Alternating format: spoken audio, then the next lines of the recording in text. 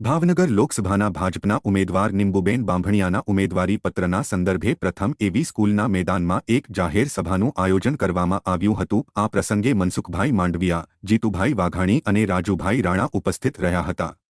જો કે ચાલુ જાહેર સભાના મંચ ઉપર તળાજા તાલુકાના ભાજપ યુવા મોરચાના ઉપપ્રમુખ રવિરાજસિંહ ગોહિલે જિલ્લા ભાજપના પ્રમુખ આરસી મકવાણાની સમક્ષ બે હાથ જોડીને આદરપૂર્વક રાજીનામું આપ્યું હતું અને મંચ ઉપરથી રાજપૂત સમાજના લોકોને આહવાન કર્યું હતું।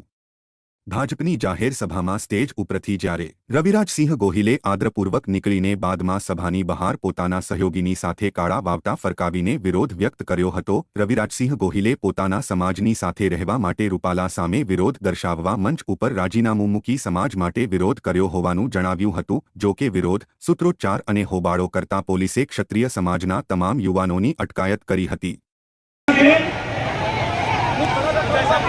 બધાએ મિત્રોને મારી વિનંતી છે, બધાએ શાંતિ રાખે।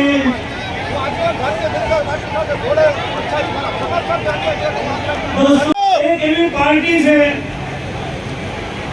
જે પાર્ટીની અંદર કાર્યકર્તા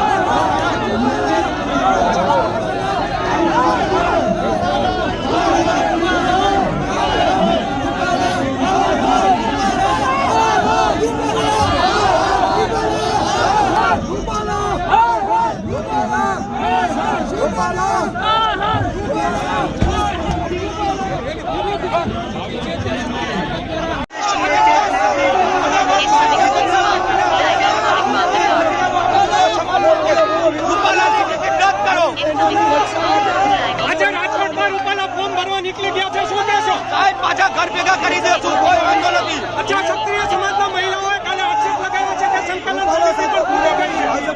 હવે બસ એ અમને એક રૂપાલા જરૂર નથી। હું પણ ભાજપ યુવા મોરચા ઉપાધ્યક્ષ આપી દઉં ત્યાં હું સ્ટેજ ઉપર આપી આવ્યો છું। આપનું નામ અને આપનો હોદ્દો? રવિરાજસિંહ મહાવીરસિંહ ગોહિલ મારું નામ, મારો હોદ્દો તળાજા તાલુકા ભાજપ યુવા મોરચા ઉપાધ્યક્ષ। મેં મારા સમાજ માટે રાજીનામું આપી દીધું। અત્યાર સુધી અમારી લડત ફક્ત ને ફક્ત રૂપાલા સાથે હતી।